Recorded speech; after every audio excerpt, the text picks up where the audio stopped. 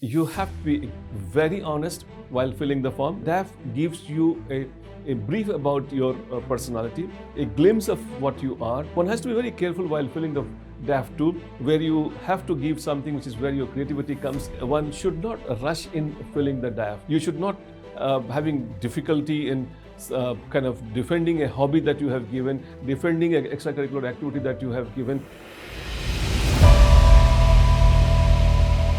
When you're giving UPSC examination, you always hear this one common word all the time, DAF. DAF, have you filled DAF or not? And UPSC has got this two of them. One is DAF 1 as you call it, and another is DAF 2. So two stages, UPSC seeks information from you. Today, we are going to talk about this DAF business. What is this DAF 1 and what is this DAF 2? We would have some discussion about it. And then DAF 1 is filled in the beginning that you have after PT examination that you have. And then you have the DAF 1 where you have basic information which are taken from you, like personal information, educational information, parental information, employment documents, and you make a final submission of that.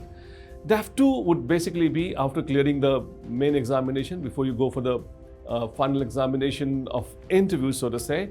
They're asking about your preference, they're asking about the zones that you're going to go for, the addresses that they're asking, interest and extracurricular activities are the major components of that. Now, you have to be very careful and clear about as to what you are required to be giving in this. You have to be giving informations like your parental information, employment information, and all those information, the documents that you have got. In fact, these are like all fixed. The first one is more or less, I would call it as a fixed thing, and you don't have much choices, you can't change much in that. All the details which are there that you have to be giving to UPSC. About DAF 2, you have got some choices, some changes that you can make, while you can give some changes about your preference of zones, preference of services, preferences of hobbies that you have got, interests that you have got, extracurriculars activity. So DAF 2 basically has got a lot of creativity involved in that. I mean, I think there one has to be very careful. And then like after the result comes, a lot of people visit us and talk to us that they should not making some wrong entry. Because quite often when you are making a submission there and there is some entry which you can't defend in the interview, that's not going to be nice. So one has to be very careful while filling the DAF 2, where you have to give something which is where your creativity comes, and you have also a choice. If in case you feel something wrong, you can also make changes. But once you have finally submitted it, there cannot be any change. There are some students, by mistake, they do write some wrong information in that. In that case, I recommend them that you make a submission to the UPSC detailing about that these are the things which I have mentioned by mistake, wrong or whatever.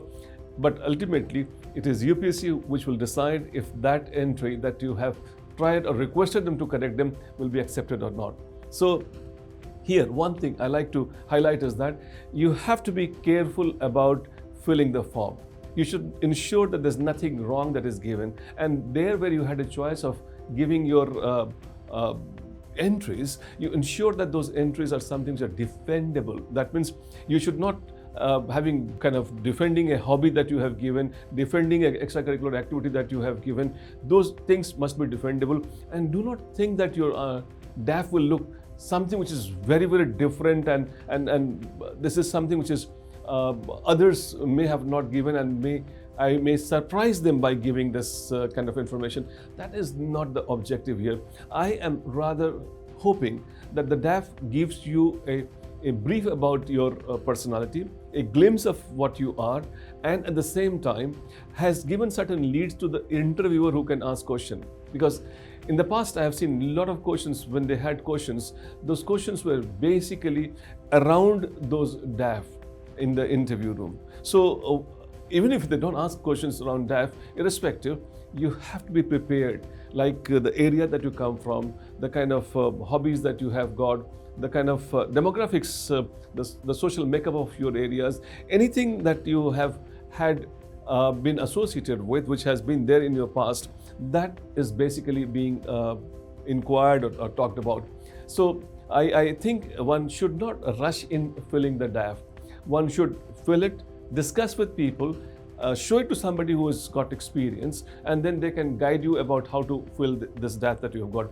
At KSG, we'll be very happy to guide you on that. Wherever you need us, we'll be more than happy to guide you on those entries where you have, especially the DAF 2 entries, where you have to decide and make your own entries there. And then content of the information must not be at one space, look very vague, and then at the second time it should not give them that you are a person who has got a kind of a specialization in a particular field, and that itself. You should show you have got a broader personality, and your hobbies and those things basically are the place where you can show that you have a rounded personality, and then you are one person who can possibly be hired for the big job that they are looking forward to. I think this, in short, I can tell you that you have to be very honest while filling the form. You cannot imagine that you can ever write something and get away with it.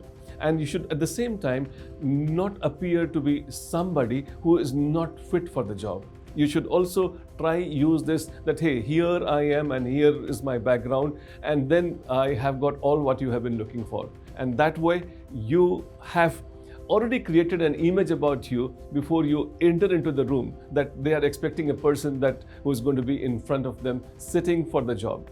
I think honesty is one word that I would like to close this video, that you must have in filling the form. In the places, of course, where you don't have a choice, you don't have a choice, but where you have a choice, there also you have to fill only those things which you are honest and can be defendable. All the best.